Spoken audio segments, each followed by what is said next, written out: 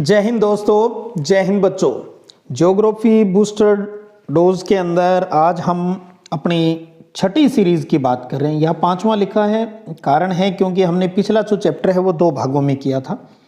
तो अपना booster dose की छठी सीरीज है और इसके अंदर अपना छठा चैप्टर है द्वितीयक किरण। आपको पता है 2022 की बोर्ड परीक्षा में ये चैप्टर 5 नंबर का है। इसमें से 1+1+3 तो यानी छोटे और बड़े 2 तरह के प्रश्न है वो इस चैप्टर से आएंगे। चलिए अपने इस पर कुछ बात कर लेते हैं कुछ इंपॉर्टेंट क्वेश्चनों को लेकर। पहला है क्या कृषि व्यापार क्या है और इसका वित्त पोषण कौन करता है। बहुत अच्छा प्रश्न है, ये छोटे और बड़े दोनों तरीके से पूछा जा सकता है। तो कृषि व्यापार, अगर कृषि व्यापार क्या है ये लिखना है तो आप ये हेडिंग भी बना सकते हो, पहले भी कृषि व्यापार उसको अंडरलाइन करके लिख दो। भी ये एक प्रकार की व्यापारिक कृषि है जो औद्योगिक पैमाने पर की जाती है, यानी बड़े लेवल पर की जाती है। और उसमें साथ में पूछ रखा है वित्त पोषण कौन करता है। तो इसका वित्त पोषण वह व्यापार करता है जिसकी मुख्य रुचि कृषि में न हो, खेती में नहीं हो। खेती के अलावा दूसरी चीजों में जिसका इंटरेस्ट होता है वही इसका वित्त पोषण करेगा, यानी फाइनेंस करेगा, पैसे लगाएगा भी इसके ऊपर। और इसी से जुड़ा एक प्रश्न और है, देखिए आगे, कृषि कारखाने किसे कहा जाता है। ध्यान रखिए, ये अलग से अगर ये आ जाए भी कृषि कारखानों पर टिप्पणी लिखिए, कृषि व्यापार पर टिप्पणी लिखिए, तो आप इन दोनों प्रश्नों को मिलाकर लिख सकते हैं। कृषि कारखाने किसे कहते हैं, तो देखिएगा कृषि व्यापार फार्म से आकार में बड़े, यंत्रीकृत और रसायनों पर निर्भर और अच्छी संरचना वाले होते हैं, इनको कृषि कारखाने कहा जाता है। तो कृषि व्यापार को ही कृषि कारखाने कहा जाता है क्योंकि ये जो फॉर्म होते हैं वो बड़े हैं, यंत्रीकृत, मशीनें ज़्यादा इस्तेमाल होती है, केमिकल का इस्तेमाल होता है और बहुत अच्छी स्ट्रक्चर लिए हुए होते हैं, इसलिए इन्हें कृषि व्यापार को ही कृषि कारखाने कहा जाता है। उसके बाद एक प्रश्न और देखिए कि विश्व के किन्हीं 4 प्रमुख निर्माण उद्योगों के नाम बताइए जहां मैन्युफैक्चरिंग होता है वो चीज़। तो आप देखेंगे लौह इस्पात उद्योग हो गया, वस्त्र निर्माण उद्योग गया, मोटर गाड़ी निर्माण उद्योग, पेट्रो रसायन उद्योग। तो इस प्रकार से भी कुछ सामान्य प्रश्न है वो आपसे पूछे जा सकते हैं। ये तो सामान्य प्रश्न हो गया। पशुओं से प्राप्त 2 प्रमुख कच्चे माल के नाम बताइए। तो पता है हमें चमड़ा मिलता है, इनसे हमें ऊन मिलती है। अगला प्रश्न है कि आधारभूत उद्योग किसे कहते हैं। हम थोड़ा सा स्पीड के अंदर इस चीज़ को क्लियर करते जा रहे हैं भी, ताकि थोड़ा माइंड में ये चीज़ एक बार रिवाइज हो जाए। आधारभूत उद्योग है वो किसे कहते हैं, तो समझिएगा वे उद्योग जिनके उत्पाद को अन्य वस्तुएं बनाने के लिए कच्चे माल के रूप में प्रयोग लिया जाता है, तो उन्हें आधारभूत है उद्योग कहा जाता है, बेसिक इंडस्ट्री कहा जाता है। तो जिनसे अन्य उद्योगों में कच्चा माल है वो बनाया जाता है, जो अन्य उद्योगों के लिए कच्चे माल के रूप में काम आता है। अगला प्रश्न है, बहुत प्यारा प्रश्न है कि लौह इस्पात उद्योग को आधारभूत उद्योग क्यों कहा जाता है।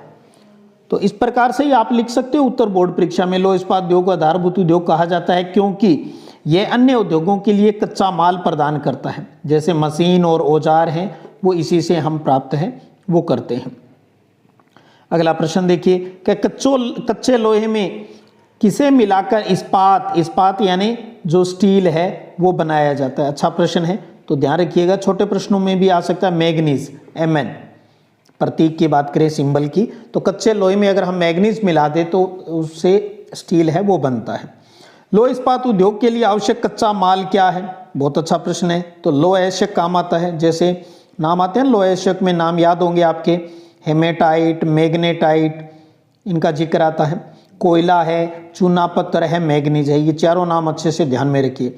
लौह अयस्क, कोयला, चूना पत्थर और मैग्नीज, ये लौह इस्पात उद्योग के कच्चा माल कहलाता है।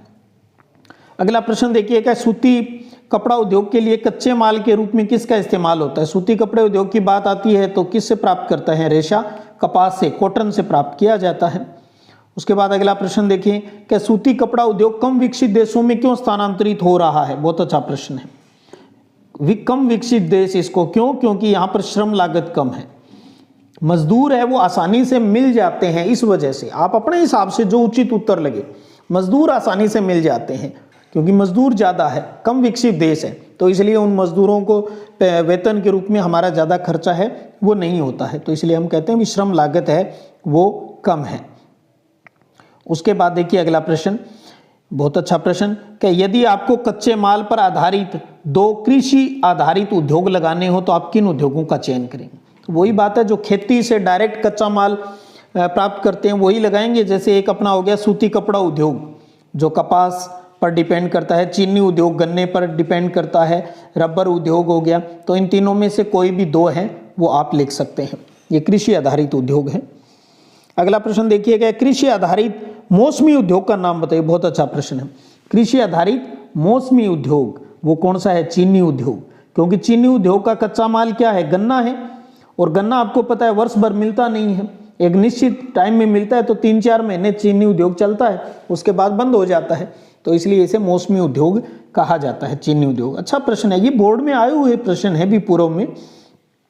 एक और प्यारा प्रश्न देखिए, कि जर्मनी के रूर या रूहर कोयला क्षेत्र में लोहा एशक समाप्त हो गया है, फिर भी वहां लोहा एशक उद्योग है वो कार्यशील है, ऐसा क्यों है? बहुत प्यारा प्रश्न है।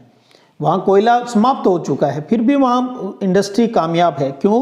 क्योंकि वहाँ जल मार्ग से आयातित एशक का प्रयोग किया जाता है।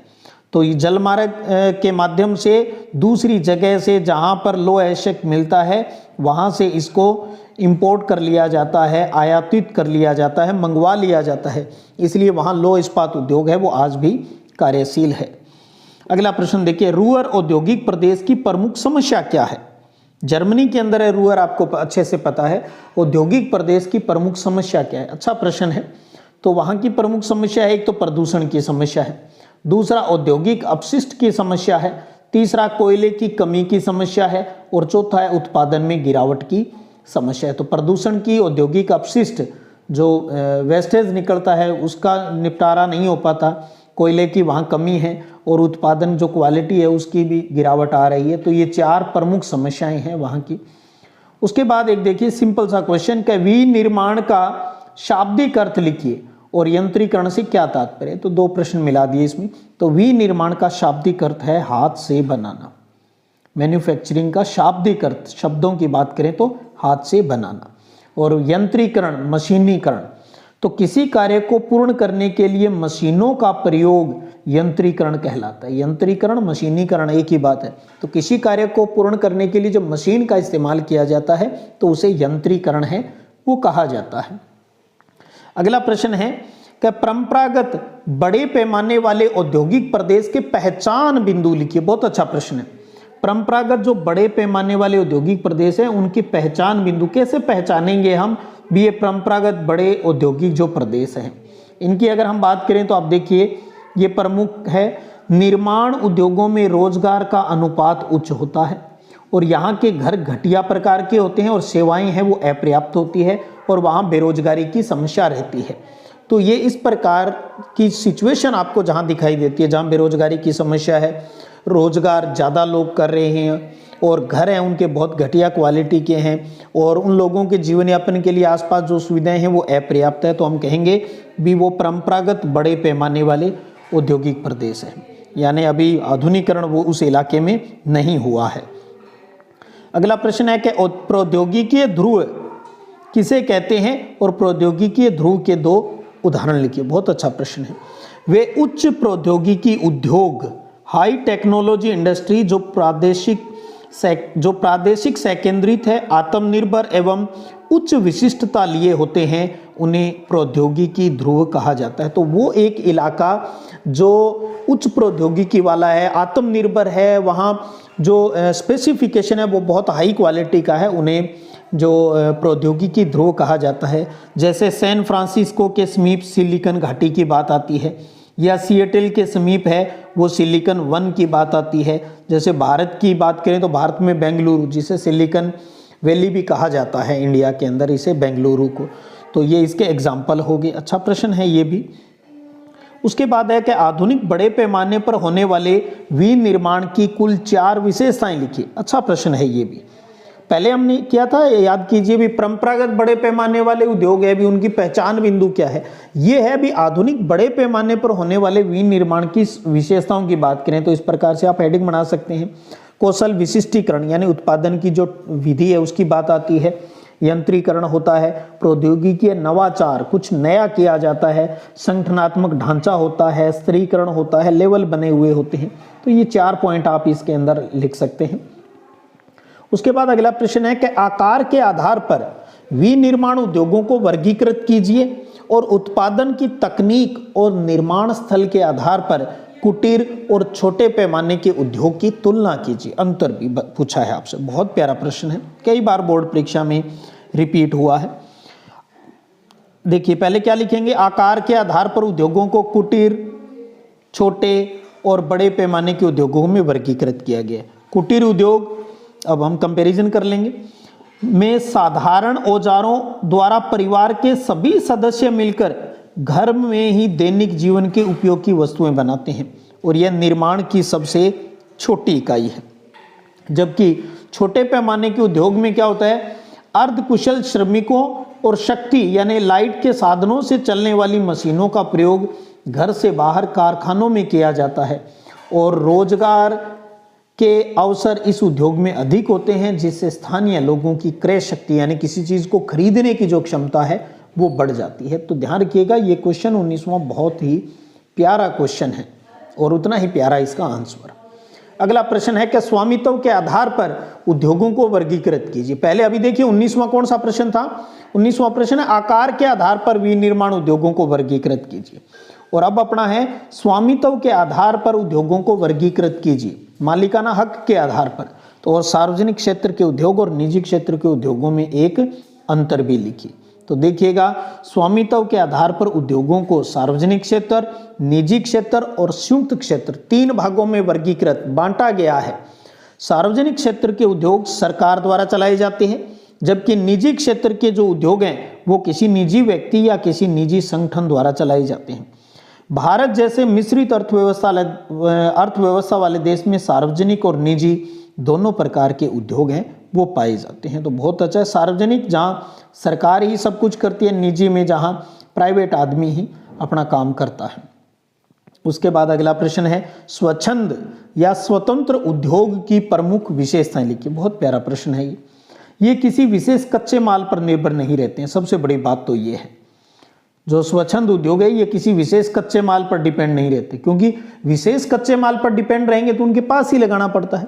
और ये उद्योग संगठक पुर्जों पर, यानी उस उद्योग के अंदर जो चीज़ बनती है उसके जो अलग अलग जगह से जो पुर्जे हैं, जो सामान है वो मंगाना होता है। ये संगठक पुर्जों पर निर्भर रहते हैं जो कहीं से भी प्राप्त किए जा सकते हैं। जो भी सामान चाहिए वो अलग अलग जगह से आप आसानी से मंगवा सकते हैं। इसमें उत्पादन कम मात्रा में होता है, इसमें श्रमिकों की बहुत कम आवश्यकता होती है और ये उद्योग प्रदूषण नहीं फैलाते हैं। ऐसे भी क्वेश्चन उठ जाए, निम्न कौन सा उद्योग है वो प्रदूषण नहीं फैलाता, तो स्वच्छंद उद्योग प्रदूषण नहीं फैलाता क्योंकि ये किसी कच्चे माल पर विशेष पर डिपेंड नहीं है। थोड़ा बहुत जो सामान चाहिए, यानी वही बात है जैसे आपको कंप्यूटर बनाना है तो अलग अलग जगह से पार्ट्स आपको मिल जाएंगे, आप उसको असेंबल कर लें और बाजार में उसको बेचने का काम स्टार्ट कर दें। तो ये काम तो आप कहीं भी बैठकर कर सकते हो। और इसकी स्थापना में महत्वपूर्ण कारक सड़कों के जाल द्वारा पहुंच होती है। बस जगह ऐसी चूज कर लेते हैं जहां माल आसानी से पहुंच जाता हो आपको जो भी चीज चाहिए। तो बहुत ही प्यारा प्रश्न है ये। उसके बाद है उद्योगों की स्थिति को प्रभावित करने वाले 4 कारकों को समझाइए। Super duper important question. उद्योग कहाँ स्थापित हो इस आधार पर 4 कारकों को आपको समझाना है, जिसमें पहला है कच्चा माल। कच्चा माल हेडिंग बना लेंगे। कच्चा माल उद्योगों के लिए कच्चा माल अपेक्षाकृत सस्ता और सरलता से प्राप्त होना चाहिए। सीधी सी बात है, आप खुद सोच लें अपने ऊपर, आपको उद्योग लगाना है तो सबसे पहले तो आप कच्चा माल, रॉ मटेरियल कौन सा है वही देखेंगे भी जहां हमें सस्ता और आसानी से प्राप्त हो जाए।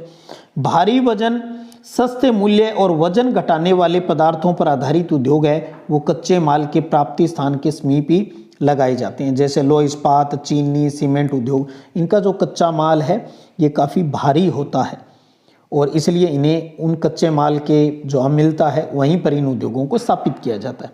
दूसरा आता है शक्ति के साधन, यानी बिजली की क्या उपलब्धता है ये ध्यान में रखना है। वे उद्योग जिनमें अधिक शक्ति की आवश्यकता होती है वे ऊर्जा के स्रोत के समीप ही लगाए जाते हैं, जैसे एल्यूमिनियम उद्योग। ये बड़ा प्यारा प्रश्न रहता है। एल्यूमिनियम उद्योग की स्थापना मुख्यतः शक्ति के आधार पर की जाती है, पावर, जहाँ क्योंकि इसको लाइट खूब चाहिए होती है। तो ये दूसरा पॉइंट हो गया उद्योगों को स्थिति को प्रभावित करने वाला। तीसरा आता है बाजार की बात आती है कि उद्योगों की स्थापना में सबसे प्रमुख कारक उसके द्वारा उत्पादित माल के लिए बाजार का उपलब्ध होना जरूरी है। बाजार से मतलब है भी उस क्षेत्र में तैयार वस्तुओं की मांग और वहां के निवासियों की खरीदने की क्षमता, कितना माल तैयार होता है और कितना वहां के लोगों की डिमांड है। जैसे भारी मशीन के औजार, भारी रसायनों की स्थापना उच्च मांग वाले क्षेत्रों के निकट ही की जाती है। तो जहां डिमांड ज़्यादा होती है हम वहां उन उद्योगों की स्थापना कर लेंगे। चौथा है कुशल श्रमिक। बढ़ते यंत्रीकरण, मशीनीकरण और स्वचालन से, ऑटोमेटिक से, आजकल मशीनी युग आ गया, उद्योगों में श्रमिकों पर निर्भरता को कम किया है। फिर भी उद्योगों में अब भी कुशल श्रमिकों की आवश्यकता होती है। तो ये 4 पॉइंट आप अच्छे से तैयार कीजिए। इनके अलावा भी आप कर सकते हो। अगला प्रश्न है, अच्छा, क्या प्राथमिक और द्वितीयक गतिविधियों में क्या अंतर है? प्राथमिक और द्वितीयक गतिविधियों में क्या अंतर है? तो आप इस प्रकार से लिख सकते हो, एक तरफ प्राथमिक गतिविधि, दूसरी तरफ द्वितीयक।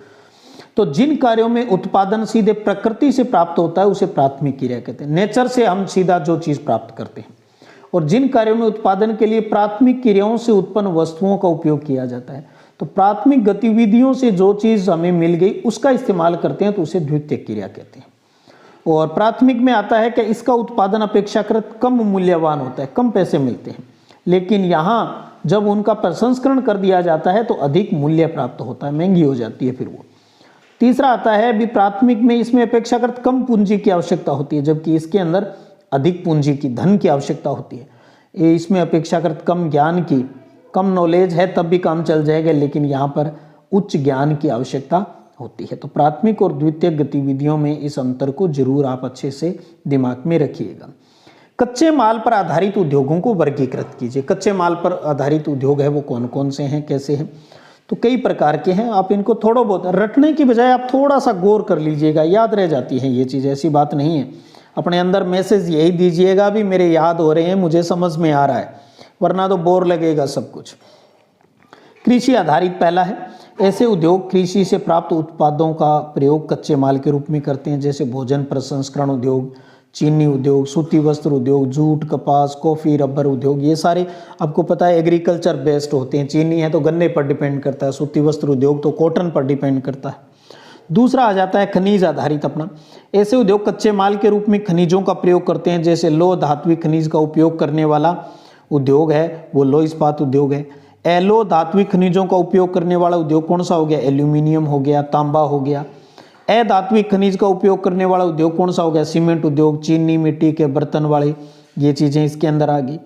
फिर आता है रसायन आधारित उद्योग की बात करें तो ऐसे उद्योग कच्चे माल के रूप में प्राकृतिक रूप से पाए जाने वाले रासायनिक पदार्थों का उपयोग करते हैं।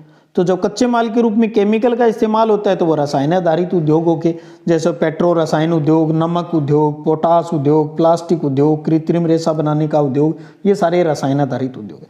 कई बार छोटे प्रश्नों में से आ जाते हैं, रसायन पर आधारित किन्हीं 2 उद्योगों के नाम बताओ, वन पर आधारित 2 उद्योगों के नाम बताओ, पशु आधारित 2 उद्योगों के नाम बताओ। तो ऐसे भी पूछे जा सकते हैं छोटे प्रश्नों में।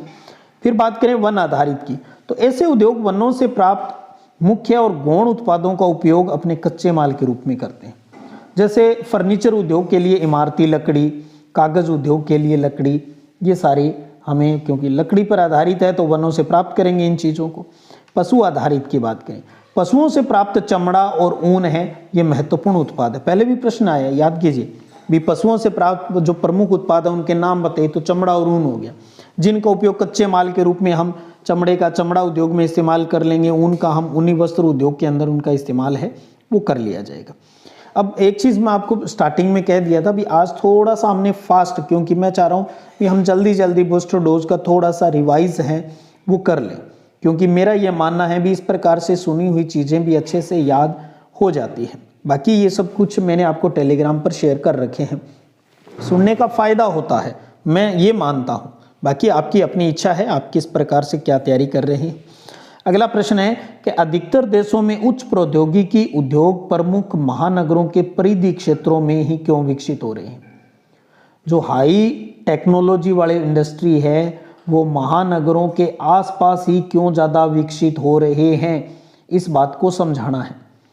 तो वही पहले आप रीजन लिखते कि इस प्रकार भी परिधि क्षेत्र में विकसित होने के कई कारण हैं, जैसे महानगरों के परिधि क्षेत्र में भविष्य में कारखानों के विस्तार के लिए भूमि मिल जाती है। एक तो अगर आपका कारखाना एक बार छोटा है बड़ा करना है तो वहाँ ज़मीन मिल जाएगी, सिटी के अंदर वाली साइड में तो कहाँ क्या कुछ मिलेगा। दूसरा है भी महानगरों के परिधि क्षेत्रों में सस्ते थोड़ी ज़मीन है वो भी सस्ती, एक तो ये है भी ज़मीन मिल जाएगी भविष्य में, दूसरा है वो कुछ सस्ती भी मिल जाएगी। तीसरी बात आती है भी महानगरों के परिधि क्षेत्र में यातायात परिवहन का जो पर्याप्त विकास है वो भी मिल जाता है। चौथा है भी महानगरों के परिधि क्षेत्रों में ग्रामीण बस्तियों से पर्याप्त मात्रा में सस्ते श्रमिक, बाहर वाली साइड में करोगे तो आसपास के जो गांव है वहां से आपको मजदूर, जो अच्छे मजदूर है वो आसानी से आपको मिल जाएंगे। और महानगरों के परिधि क्षेत्रों के आंतरिक भागों की तुलना में कम प्रदूषण और सुखद पर्यावरण मिलता है। आंतरिक सिटी के जो अंदर वाला भाग होता है वहाँ पोल्यूशन ज़्यादा होता है, बाहरी साइडों में क्योंकि थोड़ा सा और आगे जाकर एग्रीकल्चर लैंड आ जाती है तो इसलिए वहाँ पोल्यूशन आपको कम मिलता है। तो इसलिए हाई टेक्नोलॉजी जो उद्योग है वो सिटी के आसपास ही विकसित होते हैं, उसके परिधि क्षेत्र के अंदर। बहुत अच्छा प्रश्न है। अगला प्रश्न है कि अफ्रीका में अपरिमित प्राकृतिक संसाधन है, फिर भी यानी जो प्राकृतिक संसाधन है वो खूब है, फिर भी औद्योगिक दृष्टि से ये बहुत पिछड़ा महाद्वीप है, इसकी समीक्षा कीजिएगा। बहुत प्यारा प्रश्न है। इसका उत्तर है भी अफ्रीका महाद्वीप प्राकृतिक संसाधनों की दृष्टि से विश्व का एक समृद्ध महाद्वीप है। इस महाद्वीप में वनों का विशाल क्षेत्रफल मिलता है जिसमें सर्वाधिक जैव विविधता भी मिलती है। इसके अलावा प्राकृतिक संसाधनों के पर्याप्त भंडार मिलते हैं, फिर भी ये महाद्वीप औद्योगिक दृष्टि से बहुत पिछड़ा है। इसके कई कारण हैं। कारणों की बात करें तो इस महाद्वीप में उच्च तकनीकी ज्ञान और पर्याप्त पूंजी के अभाव में उद्योगों का विकास नहीं हो पाया है। तो लोगों को टेक्नोलॉजी की जानकारी नहीं है और उनके पास पर्याप्त धन नहीं है, एक तो ये कारण है। सब कुछ है, वही बात है दिए तले अंधेरा, सब कुछ है वहां लेकिन उस चीज को प्राप्त करना नहीं आ रहा। दूसरा है भी अफ्रीका महाद्वीप के अधिकांश देश सामाजिक और आर्थिक रूप से पिछड़े हुए हैं, जिससे मूलभूत संरचनाओं को उचित विकास नहीं हो पाए। वो क्या सोचेंगे भी हम उद्योग लगा लें, उनकी तो बेसिक नीड है वो भी पूरी नहीं हो पा रही है।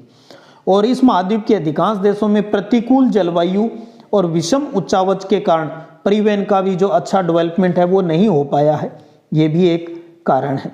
तो इस वजह से आप कह सकते हैं भी अफ्रीका के अंदर प्राकृतिक संसाधन थोक में है लेकिन औद्योगिक दृष्टि से ये पिछड़ा हुआ है। तो ये कुछ प्रश्न थे अपने द्वितीयक गतिविधियों वाले चैप्टर से। आप इनको थोड़ा सा अगर सुन भी लिया है तो खोया कुछ नहीं है, पाया ही होगा। चलिएगा आगे फिर बात करेंगे। आज यहीं तक, तब तक जय हिंद, जय भारत।